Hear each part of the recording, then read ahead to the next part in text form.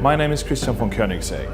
I'm 40 years old, and for half of my life I've been on the quest to be a leader in the hypercar industry, utilizing Swedish design combined with visionary technical solutions. Our latest car, the Agera R, is built in the old hangars of a former Swedish fighter jet squadron. Their symbol, a ghost, is now proudly painted on the back of every Koenigsegg.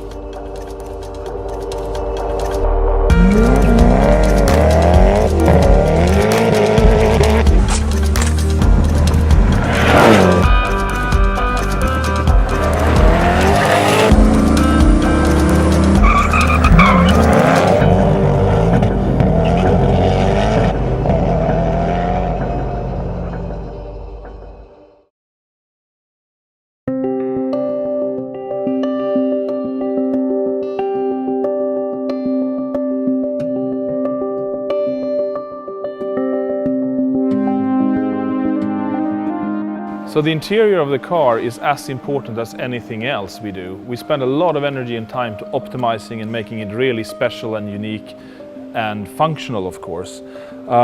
This is the place where the driver, owner and the passenger spend most of its time, so it's important that you feel really special inside the car and that it works well. So I'm going to tell you a little bit about our ghost lighting system that we developed for the Agera.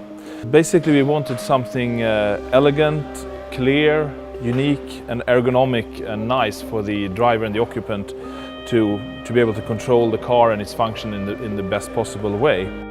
We thought it was pretty cool if we could have a metal button, an aluminium button, which just is smooth and nice and you don't see or feel anything until the light turns on, and then it shows up what it actually is.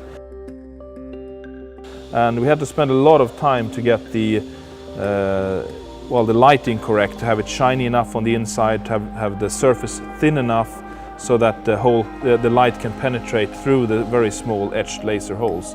And the holes were optimized in size so that they're hardly visible when the light is off, but very visible when the light is on. Also, we have a philosophy that inside the car, basically the only materials you can touch is either leather, carbon fiber or metal. There's no plastic anywhere. Here is the circuit board going behind, and we actually have lighting here, but also 4 small LEDs, very strong LEDs inside each button. You see this one is naked, so this one goes like this and moves together with the button. Then they're all spring mounted on this very unique circular spring, which was developed. We used a special spring steel with a certain thickness and a certain shape to get the right spring effect going, to have a really nice click for each button. So we mimic the same kind of features on the steering wheel. First of all, of course, it has to be manufactured in carbon fiber, baked in the autoclave. Then it has to be clear coated in the paint shop. Then we put the foam agent underneath the leather, and then the leather, and that's about a one-day process just to apply the leather. And then we have to fit all the electronics and the paddle shifters and circuit boards and make it into what it is. So the steering wheel is one-piece hollow carbon fiber that we designed here. And it's very optimized to the interior of the car. It's a little bit thinner up top, so it's easier to see the instrumentation. It's got a flat bottom to make it easier to get in and out of the car, and it's got an optimized grip section.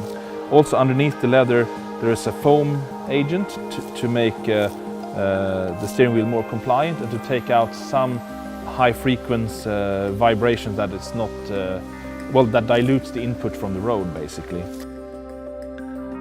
Here we have also ghost lighted buttons. As you can see, they're just shiny aluminium until the light comes on. And this goes into the steering wheel here, one on the left side and one on the right side. And there's a lot of functionality and processing going on in the steering wheel. So we actually developed a circuit board for the steering wheel which has CAN bus communication, a CAN bus protocol, going through just a small amount of cables. The reason why we have CAN bus in the steering wheel is to reduce the amount of cables that has to go through the axle, and that has to spin around all the time when you're turning. But it also gives us flexibility to have different functions for the buttons. We can change symbols and change software, and then we have a completely different function without rerouting cables. Another thing which is very important is that we have these shifters mounted to the steering wheel, and we spend a lot of time making sure we have the right click feel. So it's like a trigger basically. It's either on or off, you can't press it halfway. And it's also important that it has a solid mounting base. If you want to press it by the tip, it doesn't flex at all.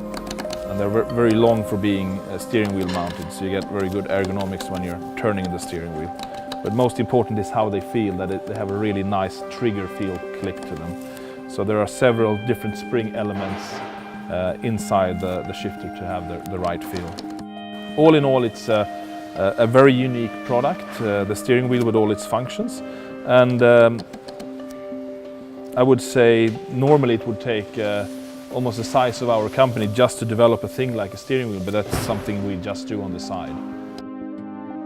And of course, final part is the airbag that goes in. So it's a quite complex product, the steering wheel alone by itself. Here we have an aluminium part. All the aluminium parts inside the car are machined from billet aluminium. And you can see here on the back side there are some traces of machining.